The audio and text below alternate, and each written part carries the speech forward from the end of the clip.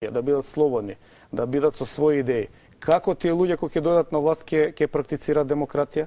Ќе ја научат кога ќе седнат во парламентарните клупи? Добре. Вие ги учите и ги дегенерирате внатре во системот.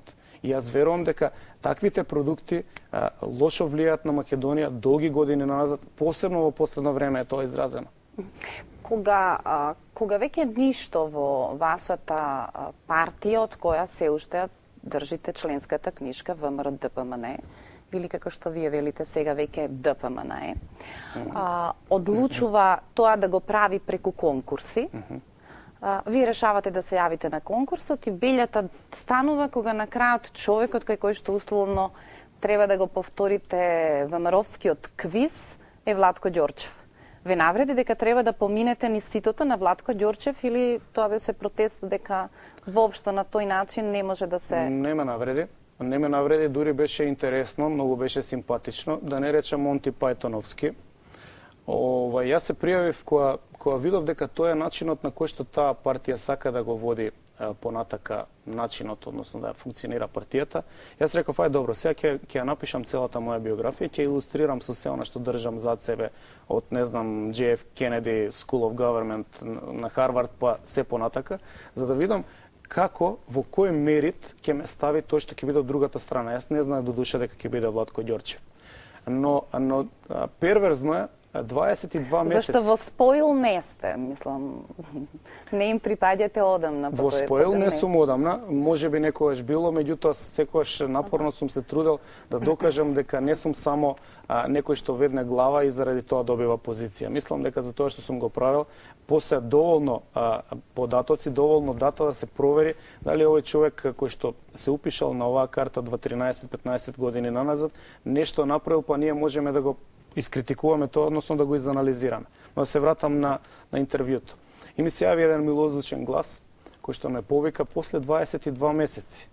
Значи, трагикомично е, но решив да отидам на тоа интервју. Мене ми беше веќе многу оддалечена идеолошки мислата, бидејќи имав доволно време да видам на кој начин се практицира денеска власта во Македонија, но решив да отидам да видам кој е тој што мене ќе ме интервјуира. На тоа интервју беше уште еден човек, ја не сакам од куртоазија да го именувам. Двајца ме испрашуваа, со тоа што Владко молчеше 30 минути, а јас, бидејќи бев пријавен за председател на таа комисија, тој меѓувреме магистрирав на меѓународна политика и работев забрзано на докторатот по меѓународна политика, кој што денеска е готов и рецензијата е помината, чекам само одбрана. Сакав да изложам едно видување дека Македонија оди во погрешна насока, водејќи ја вака како што ја води надворешната политика. И побарав тие што ме испрашуваат да имаат во предвид дека доколку ме изберат во таа комисија, јас немам намера да минувам, оти имам намера да ги предизвикам сите точки на кои што се базира оваа политика и тоа имам намера да ги предизвикам стручно. И тоаш ми беше речено, па ти сакаш да одиш против нас. Не, против првата програма во 100 чекори, сега одеднаш да се појавуваат нови дебати. Јас сум идеолошки ВМРО-вец и тоа мислам дека е неспорно, но јас имам различно мислење од вас. Тоа ли е криминал? Тоа ли е нешто за кое што треба да бидам масакриран и отфрлен? За жал бев отфрлен и мислев дека таа епизода треба да и се соопшти на јавноста за да знае со кој се има работа. Тоа се луѓе кои што одеа дури на ваши емисии, пуштаа крв на своите противници, тоа го правеа по нарачка, значи го правеа издиктирано, се знаеше колку ќе загубат на таа емисија, на колку ќе добијат со споил системот кај лидерот. И тоа се луѓе кои што денеска немаат храброст да излезат на дуел. Па зашто зборуваме ние овде? Имам подпрашање на кое, ако не сакате, не мора да одговорите. Понекогаш ми изгледат премногу грди споредбите дека се ова што е јазик на десницата, оној што го конзумираме појавно, всушност има некакво упориште во тазе прочитани книги и импресии кои им се својствени на болшевиците, кои им се својствени на национал-социјалистите.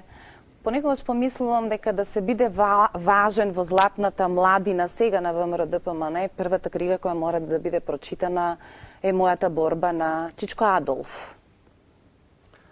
Нема зошто да Има не ли одговорам. литература Нема зошто да не одговорам.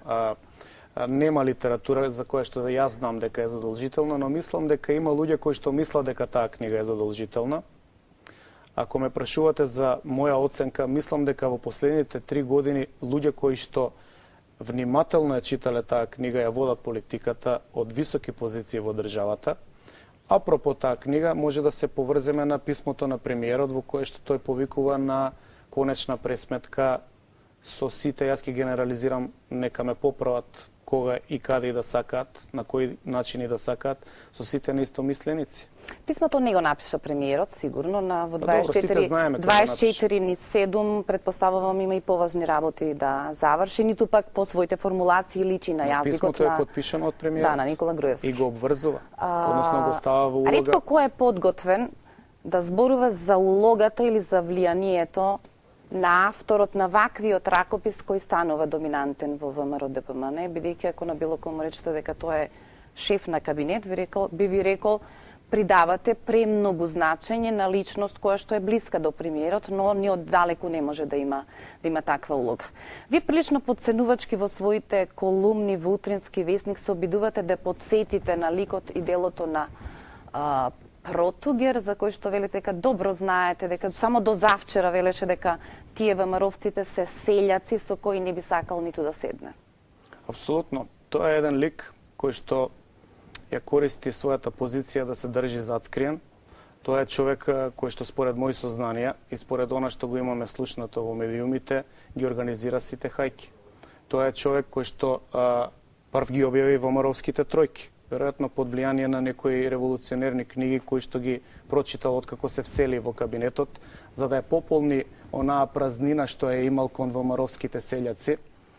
Тоа е човек кој што е донесен неавтохтоно и е поставен во системот.